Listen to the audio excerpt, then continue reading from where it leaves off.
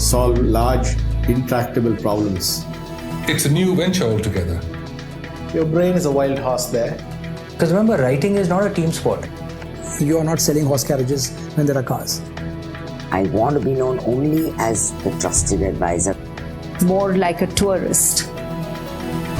Play to Potential podcast.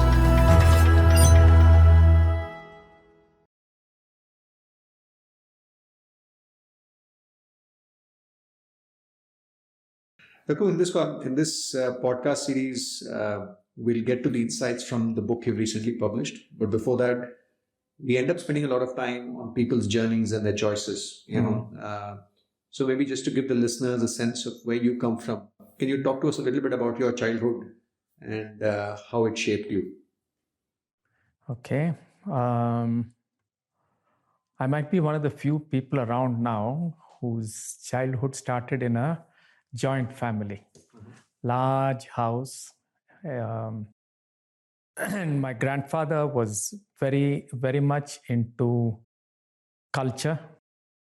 Yeah, I think, since you asked about what shaped me, I think that definitely had a huge influence. He was a very well-known author, in income tax and things like that. But his passion was to look at artists. Like Chembai Vaidyanatha Bhagavatar was somebody whom he patronized. Mm-hmm. So we'd have a lot of concerts of Chembai at home. There was a huge room in which people would gather and there were these concerts. Apart from that, there was a person called Sushila Achyutaraman, who was distantly related to us, and she was into Harikatha. Mm-hmm.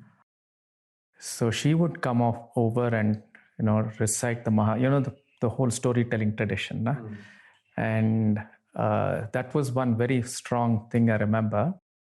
Plus, I think one of the things I go back to very often is my grandfather used to tell us stories. Mm-hmm. And he had he would read the Mahabharata or the Ramayana, and he would, recite some of those things, stop, tell us the meaning. And once in a while, he'll stop and he'll tell you a self-reflective story. Mm.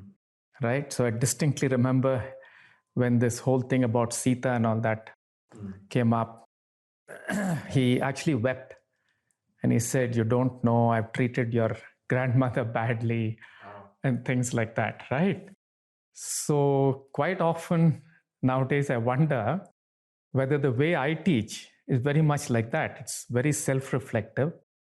The book is also completely self-reflective.